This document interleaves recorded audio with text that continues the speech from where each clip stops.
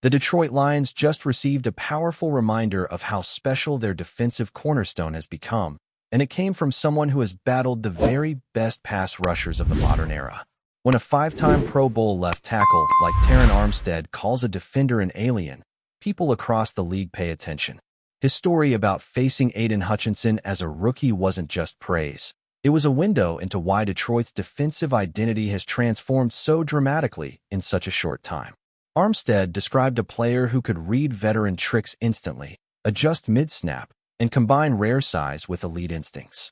For a seasoned blocker used to neutralizing young pass rushers with technique alone, encountering someone who processed everything in real time was jarring. It validated what Lions fans have watched develop since draft night. A defender who isn't just winning with effort or athleticism, but with elite football intelligence that elevates everyone around him.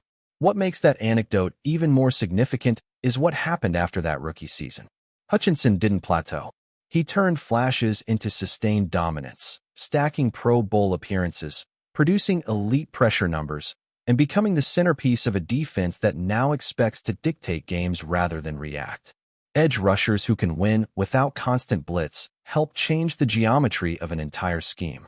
Offensive coordinators must slide protection, keep tight ends into chip, or call quicker passes, all of which restrict the playbook. That ripple effect is exactly what Detroit needed to complement an already explosive offense. Armstead's reluctant admiration reveals how opponents now view Hutchinson not as a promising young player, but as a weekly problem that requires a custom plan. The psychological component matters too. When veteran stars openly admit relief at not having to face a player again, it signals a shift in the power balance. For years, Detroit defenses struggled to intimidate elite offenses. Now, there is a genuine sense that quarterbacks must locate Hutchinson before every snap.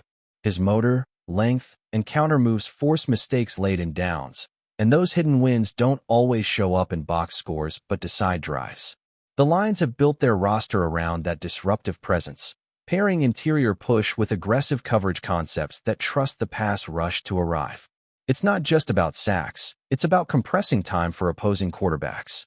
While Hutchinson represents the defense's future, another revelation from Armstead's appearance shed light on the culture shaping the entire organization.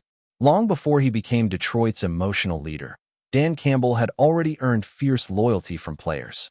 The story of Saints veterans quietly hoping he would replace Sean Payton during the turbulence of 2019 illustrates how magnetic his approach has always been. Campbell's intensity isn't performative. Players feel it in meetings, practices, and game plans that prioritize physical dominance. That authenticity resonates in locker rooms tired of corporate messaging and cautious strategies. When athletes believe their coach loves the grind as much as they do, accountability becomes internal rather than enforced. Imagine the alternate timeline if Campbell had taken over in New Orleans years earlier. Detroit's rebuild might have unfolded under a completely different philosophy. Instead, the Lions secured a coach whose identity perfectly matched a franchise desperate to shed decades of passivity. Campbell's willingness to take risks, trust his roster, and emphasize toughness has redefined expectations. Games that once felt unwinnable now feel like street fights Detroit welcomes. That cultural shift attracts players who want to be part of something authentic, not just statistically efficient. That philosophy shows up most clearly in how the Lions deploy their offensive line, particularly Penei Sewell. Armstead's claim that Campbell experimented with him in similar ways years ago reveals a coaching mind that values athletic linemen as weapons, not just protectors. Sewell pulling across formations, leading screens, or lining up in unconventional spots isn't gimmickry. It's a calculated attempt to weaponize rare movement skills at massive size. Few teams ask their tackles to operate in space so frequently because few have players capable of doing it without exposing the offense to risk. Detroit does, and it turns routine runs into explosive plays. This approach also future-proofs the offense. As defenses get faster and lighter to counter spread attacks, having linemen who can reach the second level or erase linebackers in space becomes a decisive advantage. Sewell embodies that evolution, blending old-school power with modern mobility. It's why discussions about the offensive tackle position this offseason carry such weight. With uncertainty surrounding veterans and depth, the Lions must decide whether to invest heavily in another cornerstone or trust internal development. The ability to play multiple spots gives the front office flexibility, but it also raises expectations for any newcomer to match the athletic profile Campbell covets. That brings us to the broader roster puzzle facing general manager Brad Holmes. Detroit's competitive window is wide open, but maintaining it requires navigating salary cap constraints and difficult personnel decisions. Being projected over the cap forces creativity, whether through restructures, extensions, or painful departures. Contending teams often walk this tightrope, balancing the urgency to win now with the need to avoid future collapse. The Lions' leadership must determine how aggressively to push resources into the present roster versus preserving flexibility for upcoming seasons when young stars command massive contracts. If you're enjoying this deep dive into how Detroit is shaping its future and want more breakdowns that go beyond headlines, this is the moment to subscribe to the channel and stay locked in for the next analysis, because the moves made this offseason could define the franchise for the next decade. Free agency decisions will reveal how confident the organization feels about its internal core.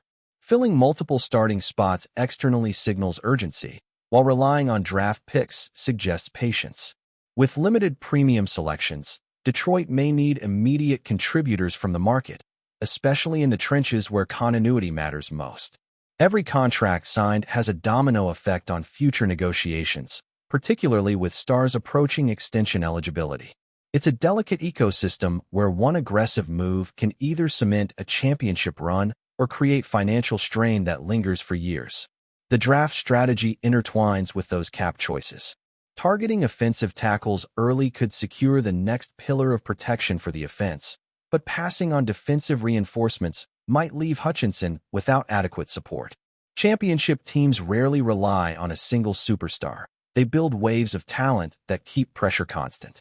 Detroit's scouting focus on athletic, intelligent linemen reflects an understanding that scheme versatility depends on personnel capable of executing it.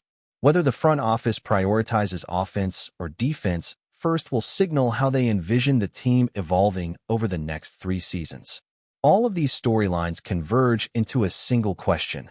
Can the Lions sustain this rise and transition from contender to champion? The ingredients are visible: elite edge talent, a culture-defining head coach, innovative use of personnel, and a front office willing to make bold decisions. What remains is execution under the brightest lights, where depth, health, and adaptability determine outcomes more than off-season optimism. The margin between a deep playoff run and a Super Bowl appearance often comes down to which team best anticipated its weaknesses months earlier. As the offseason unfolds, every quote, signing, and draft pick will feed into that larger narrative. Hutchinson's reputation will continue to grow, Campbell's influence will shape the locker room, and Sewell's versatility will anchor the offense. Detroit is no longer chasing respect, it's defending expectations. That shift changes how opponents prepare and how pressure is felt internally. The next chapter will test whether the foundation built over the past few years is strong enough to carry the weight of championship ambitions. If you want to stay ahead of every development, every strategic move, and every hidden storyline shaping Detroit's path, make sure you're subscribed and ready for the next breakdown, because the road to a title is being paved right now, and you won't want to miss a single step.